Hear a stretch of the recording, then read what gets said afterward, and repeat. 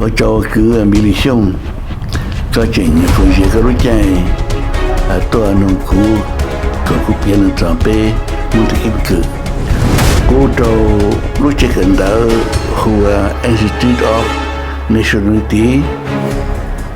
nhà Beijing như số tệ giờ cũng muốn thả lui cho bể muốn thực hiện cử chỉ cũng cho bể chỉ có quân chí ít rồi sư phương nó mẹ vừa để lê thánh quỷ ít rồi chỉ sẽ đi xí thả cho mong cái chuyện là cả nơi tụi bé mình được nơi tiệm bé mong này mà ít sự nhất tích ở đây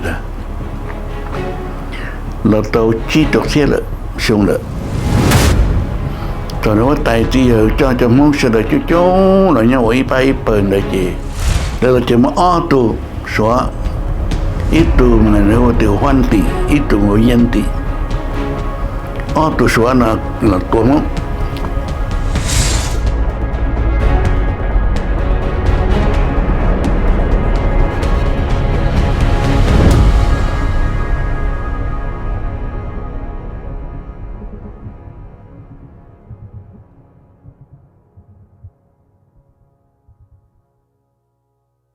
Please like, share, and subscribe to our channel for more upcoming videos. Thank you.